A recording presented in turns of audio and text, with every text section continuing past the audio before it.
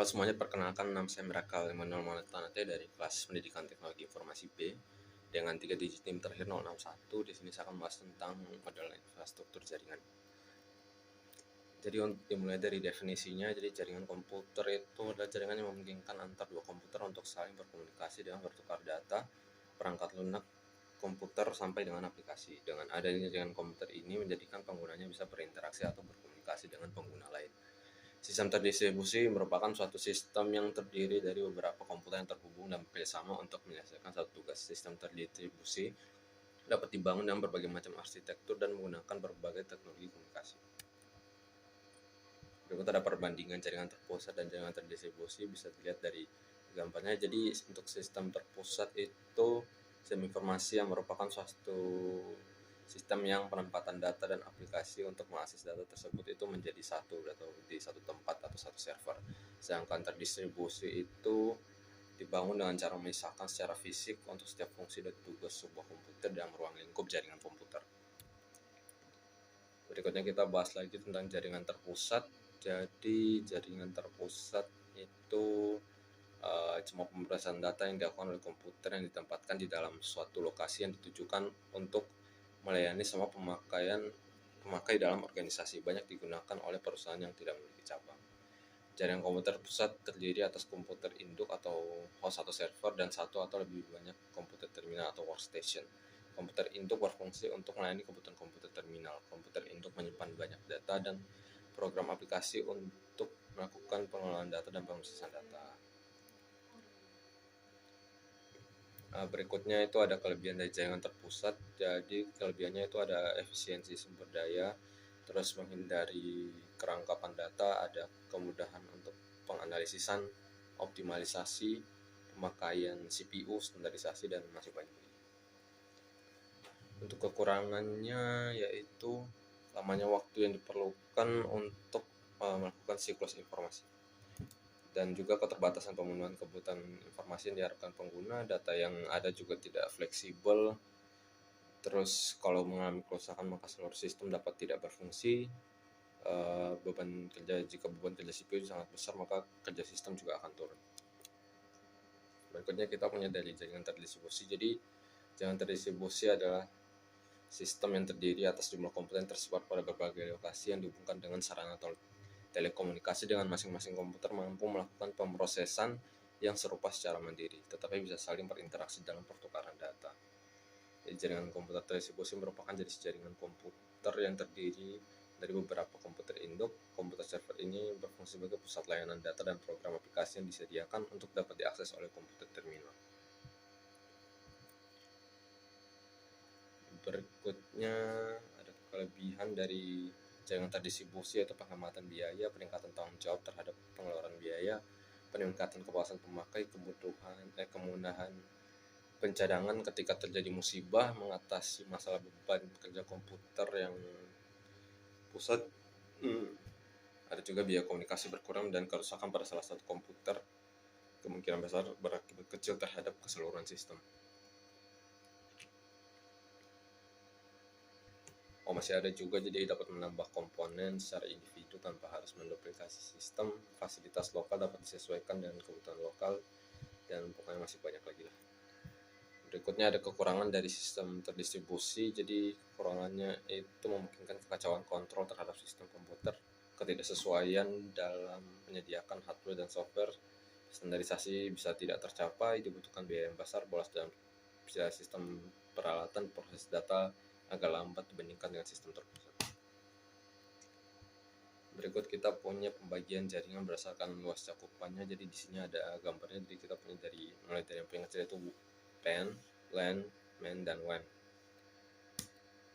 Pertama itu ada PAN atau Personal Area Network. Jadi jaringan komputer ini hanya mencakup komputer pribadi dengan berbagai perangkat di sekitarnya, misalnya keyboard, mouse, headphone, dan lain-lain. Jaringan ini biasanya digunakan untuk menghubungkan perangkat pribadi Anda atau menghubungkan ke jaringan internet. Biasanya jaringan ini dibantu dengan adanya teknologi seperti USB ataupun Bluetooth untuk menghubungkan antar perangkat. Berikutnya ada LAN atau Local Area Network, yang merupakan salah satu jaringan komputer yang digunakan untuk mencakup wilayah kecil saja, misalkan satu gedung, kantor, sekolah, kampus, atau di dalam rumah. Dalam jaringan LAN terdapat sebuah komputer yang terhubung, di mana satu unit komputer yang berperan sebagai server atau bank data dan yang lainnya sebagai klien. Berikutnya ada MAN atau Metropolitan Area Network. Jadi jenis-jenis jaringan ini berdasarkan sekalian juga dari jaringan MAN ya. Jadi jaringan komputer ini itu memberikan layanan dengan cakupan wilayah yang lebih luas sehingga mencapai 10 hingga 50 km. Jaringan ini juga mampu memberikan kecepatan yang tinggi saat melakukan transfer data dalam suatu kota tertentu. Yang berikutnya ada WAN atau Wide Area Network. Jadi WAN ini tentu saja mencakup area yang lebih luas dibandingkan dengan LAN ataupun MAN. WAN ini dapat menghubungkan beberapa wilayah bahkan hingga mencapai wilayah negara lainnya. Jaringan ini membutuhkan suatu router. WAN ini digunakan untuk menghubungkan jaringan lokal pada suatu wilayah dengan jaringan lokal lainnya pada wilayah lain.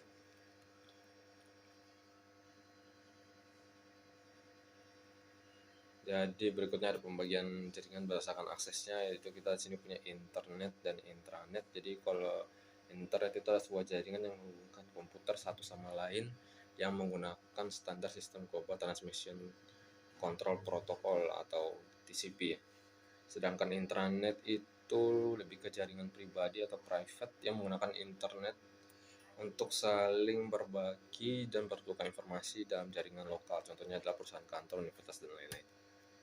Berikutnya ada pembagian jaringan berdasarkan cara membangunnya. Jadi kita punya infrastruktur dan ad hoc mode. Jadi dalam mode infrastruktur semua perangkat di jaringan berhubungan satu sama lain, sedangkan dalam ad hoc komputer dengan adapter jaringan nirkabel berkomunikasi langsung dengan printer yang dilengkapi dengan server cetak nirkabel.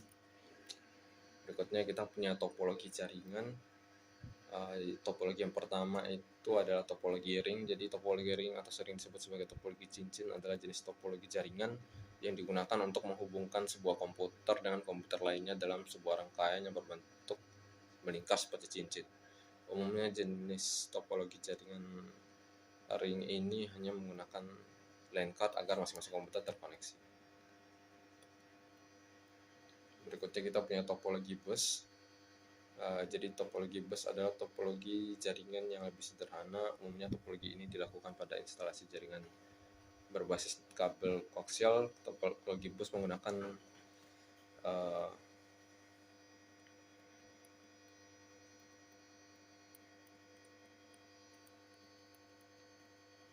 sebentar.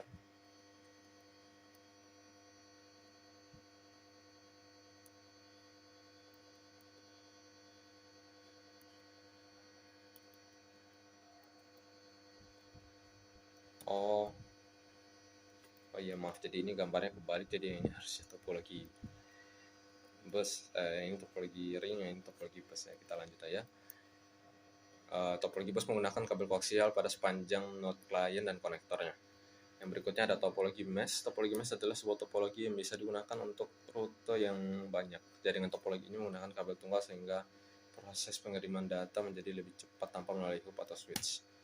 Berikutnya kita punya topologi star. Jadi topologi star atau disebut juga topologi bintang adalah topologi jaringan yang berbentuk bintang, di mana umumnya menggunakan hub atau switch untuk koneksi antar klien. Topologi jaringan komputer ini paling sering digunakan saat ini karena memiliki banyak kelebihan. Berikutnya ada topologi extended star. Jadi merupakan topologi yang sama dengan star, tapi dalam extended star memiliki satu atau lebih repeater. Berikutnya ada topologi hierarki atau hierarchical, yaitu topologi jaringan hierarki.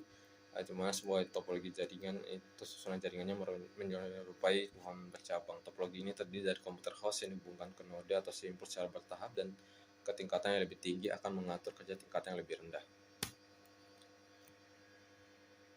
Berikutnya berdasarkan pembagian jaringan berdasarkan penggunaan kabelnya. Jadi yang pertama itu jelas ada wired network, yaitu pendistribusian informasi melalui kabel sebagai media penghubung dan biasanya digunakan dalam jangkauan lokal, semisal satu area gedung. Kabel yang sering digunakan adalah coaxial cable, axial twisted pair cable atau UTP maupun fiber optik. Yang berikutnya tentu saja ada wireless network. Wireless network artinya nirkabel atau tanpa kabel yang merupakan kebalikan dari wired. pendistribusiannya informasi melalui gelombang radio sebagai media transmisinya yang diset untuk bekerja di bidang frekuensi tertentu sesuai standar. Berikutnya kita mempunyai pembagian jaringan berdasarkan castingnya. Jadi yang pertama itu kita punya unicast, di mana ini jenis transfer informasi yang akan berguna ketika ada partisipasi satu pengirim dan satu penerima. Jadi singkatnya Anda bisa menyebutnya sebagai transisi satu ke satu. Yang berikutnya kita punya broadcast atau siaran, yaitu teknik transfer siaran satu ke semua dapat diklasifikasikan menjadi dua jenis. Yang pertama itu ada penyiaran terbatas, dan yang kedua itu ada penyiaran langsung. Untuk penyiaran terbatas ini mengirim aliran paket ke semua perangkat melalui jaringan, sedangkan penyiaran langsung ini berguna ketika perangkat satu jaringan ingin mentransfer aliran paket ke semua perangkat melalui jaringan lain. Berikutnya kita punya multicast, di mana dalam multicasting ini satu atau lebih pengirim dan satu atau lebih penerima berpartisipasi dalam lalu lintas transfer data. Pada metode ini traffic recline antara batas unicast yaitu one to one dan siaran one to all. Jadi ini gambaran untuk mode jaringan kita saat ini. Dan ya, mungkin sekian dulu video dari saya mengenai pembahasan model infrastruktur ya. Mohon maaf jika ada salah kata atau kekurangan di bagian-bagian tertentu atau kesalahan di slide-nya. Sekian dan terima kasih.